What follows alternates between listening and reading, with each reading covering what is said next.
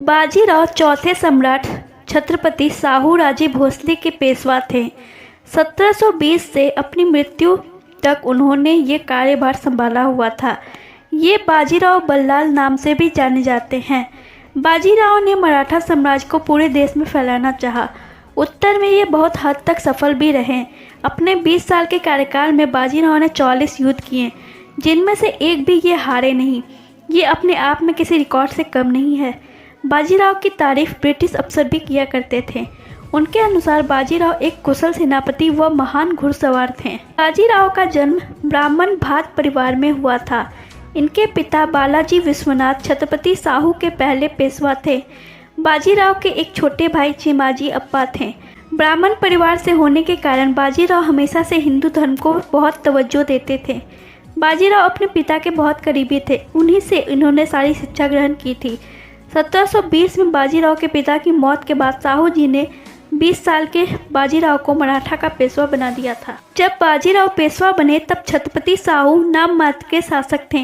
वे ज़्यादातर अपने महल सतारा में ही रहा करते थे। मराठा साम्राज्य चलता छत्रपति शाहू जी के नाम पर था, लेकिन इसे चलाने वाले ताकतवर हाथ पेशवा के ही होते थे। बाजीराव एक बहुत अच्छे योद्धा होने के साथ साथ अच्छे सेनापति भी थे। मराठों के पास एक विशाल सेना थी, जिसे अपनी सूझबूझ से बाजीराव चलाते थे। यही वजह है थोड़ी ही समय में उनका नाम पूरे देश में फैल गया। भारत के उत्तर में उन्होंने जल्द ही मराठा का झंडा लहरा दिया। उनका सपना पूरे भारतवर्ष को हिंदू राष्ट्र बनाने का था। बाजीराव ने बहुत कम समय में लगभग आधे भारत को जीत लिया था। उनका सपना था दिल्ली में भी मराठा का ध्वज लहराए। उत्तर से दक्षिण व पूर्व से पश्चिम हर तरफ उनके बहादुरी के चर्चे थे। दिल्ली में उस समय अकबर का राज था, लेकिन अकबर भी बाजीराव की बहादुरी, साहस व युद्ध निपुणता को मानता था। मस्तानी हिंदू महाराजा छत्रसाल बुंदेला की बेटी थी। वह इनकी मां एक मुस्लिम नाचने वाली थी, जिनका नाम रूहानी बाई था। इनका जन्म मध्य प्रदेश के छतरपुर जिले के एक गांव में हुआ था। मस्तानी बेहद खूबसूरत थी, जो तलवारबाजी, घुड़सवारी, मार्शल आर्ट वो घर के सभी कामकाज में निपुण थी। मस्तानी के पिता छत्रसाल पन्ना राज के बुंदेलखंड में शासन करते थे। 1728 के समय मुगलों ने उन पर आक्रमण कर दिया।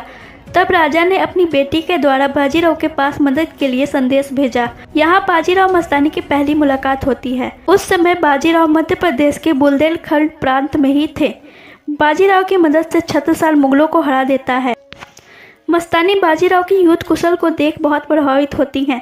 छत्रसाल बाजीराव को इनाम के तौर पर अपनी बेटी मस्तानी व अपने राज के कुछ हिस्से देते हैं।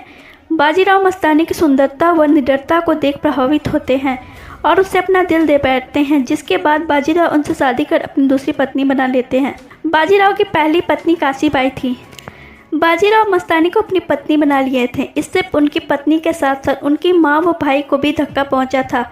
मुस्लिम लड़की को उनकी पत्नी के रूप में कोई भी स्वीकार नहीं कर रहा था।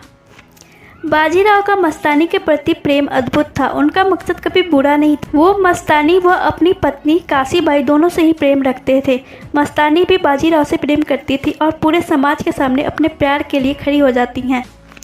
काशीबाई भी अपने पति के लिए अपना सुहाग त्यागने तक को तैयार हो जाती हैं। सन 1740 में बाजीराव किसी राजनीतिक काम से खरगोन इंदौर के पास गए थे। वहाँ उन्हें अचानक तेज बुखार आया। वे उस समय मस्तानी को अत्यधिक याद कर रहे थे और पुकार रहे थे। उस समय उनके साथ काशीबाई, उनकी माँ व नाना साहब भी थे, लेकिन तापघात के चलते उनकी मौत हो जाती है। बाजीराव का अंतिम संस्कार रावड़खेर के पास नर्मदा नदी के पास में ही हुआ।